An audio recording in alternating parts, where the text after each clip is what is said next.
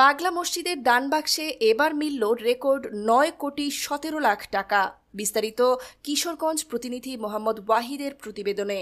কিশোরগঞ্জের ঐতিহাসিক পাগলা মসজিদের দান বাক্সে এবার রেকর্ড পরিমাণ 9,17,80,687 টাকা পাওয়া গেছে। এছাড়া বৈদেশিক মুদ্রা ও স্বর্ণালঙ্কার পাওয়া গেছে। প্রায় 9.5 ঘণ্টায় 400 জনের একটি দল টাকা গণনার কাজ করেন। শনিবার সকাল 7টায় দানবাক্সগুলো খোলা হয়। তারপরে মসজিদের দোতলায় গণনার জন্য নেওয়া হয়।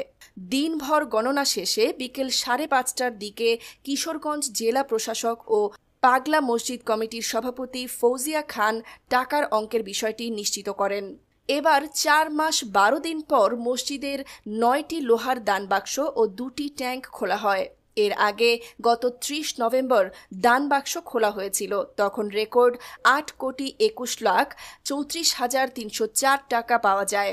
এই মসজিদে মানত করলে মনের আশা পূর্ণ হয় এমন ধারণা থেকে ধর্ম বর্ণ নির্বিশেষে সবাই এই মসজিদে দান করে থাকেন। জনশ্রুতি আছে, একসময় এক আধ্যাত্মিক পাগল সাধকের বাস ছিল কিশোরগঞ্জের পৌর শহরের হারুয়া ও রাখওয়াইল এলাকার মাঝ দিয়ে প্রবাহিত নরসুন্দা নদের মধ্যবর্তী স্থানে জেগে ওঠা উঁচু টিলাকৃতির স্থানটিতে। বর্তমানে কিশোরগঞ্জ শহরের ঐতিহাসিক স্থাপনার মধ্যে পাগলা মসজিদ অন্যতম।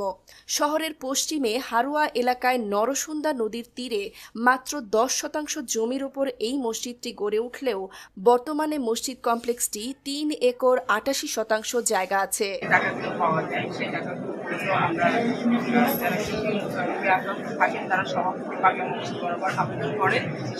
যাচাই বাছাইয়ের মাধ্যমে আমাদের একটি কমিটি আছে এবং ক্ষেত্র বিশেষে আমরা উপজেলা নির্বাহী অফিসারদের কাছ থেকে যাচাই করে নিয়েছি। লাস্ট আমি 500 ব্যক্তিকে